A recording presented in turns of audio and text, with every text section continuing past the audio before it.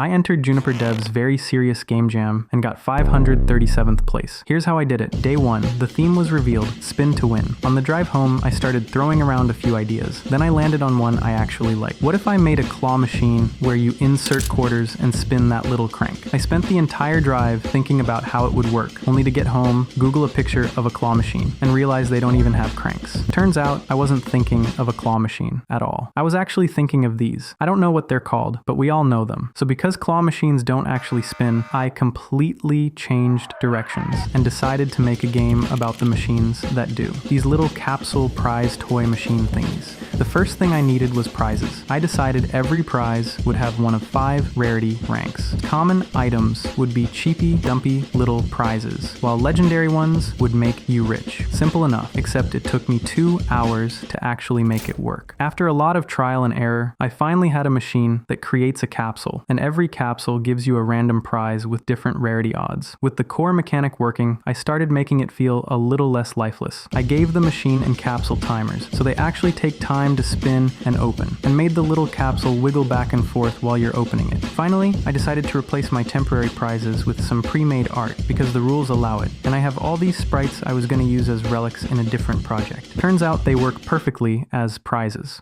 Day 2, now that the main mechanic worked, it was time to make it actually worth playing. I started by opening up Blender to make sprites for the machines and the capsules. I gathered a bunch of references and modeled a basic machine and capsule. I even tried rendering them in a pixelated style. They didn't look great, so later I'll trace them in Asprite and touch them up. But not today, because it's time to fire up the engine. After importing the new art, I added a money system, gave every prize a value based on its rarity, and threw together this little progress bar that tracks an arbitrary goal I set for the player. This little bar is basically what drives the entire game. Make enough money, the bar fills up, and boom, here's a new upgrade. It doesn't actually do anything yet, because we don't have any upgrades. So I added some that increase the opening speed of capsules, the spin speed of the machines, and even how fast the little coin drops into the machine. And then I spent about an hour making this monster. Now instead of capsules just randomly appearing out of nowhere, they actually pop out of the machine.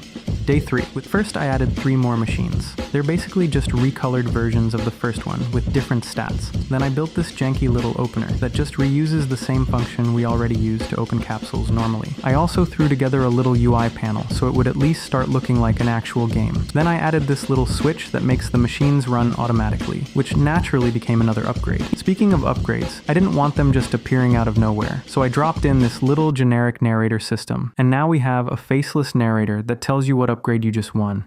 Day 4. Now that the game actually looked like a game, it was time to make it look a little less ugly. I went on low spec, found a color palette I liked, and completely redid the UI. Then I started making actual button sprites instead of using placeholders. Next up was the background. So I jumped back into Blender, rendered out a new scene, traced over it in Asprite, and colored everything in. It's still kind of unfinished, and I knew I'd probably redo it later, but it was definitely an improvement. After that, I tackled the final versions of the machine and capsule sprites. I basically traced over my Blender renders and added some extra shading and little details until I ended up with these. The rest of the day was mostly spent hunting bugs, polishing little interactions, and cleaning up the sales menu until everything felt a bit more put together. Day 5, I decided the narrator box needed an actual narrator, not just text, an actual guy. So I went on Sketchfab and found this old Russian man, threw him in Blender, gave him a hat, and called it good.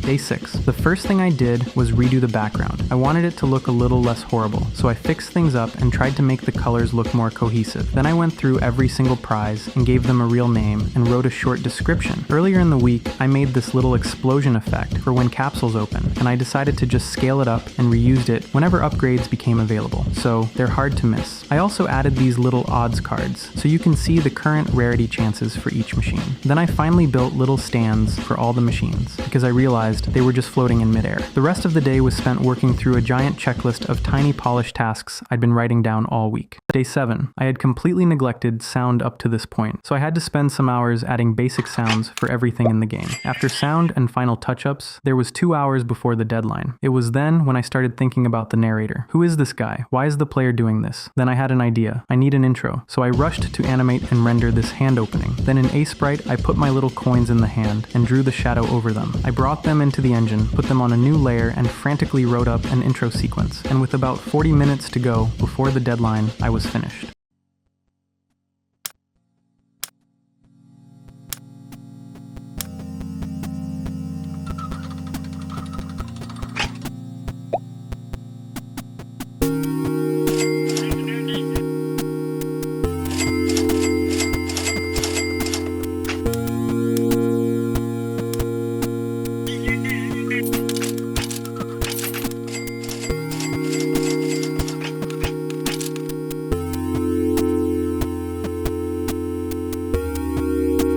If you want to play the game, the link is in the description. If you're watching this, it's probably updated with the stuff I didn't have time to finish. Thanks for watching the whole video. If someone likes this, I might make more.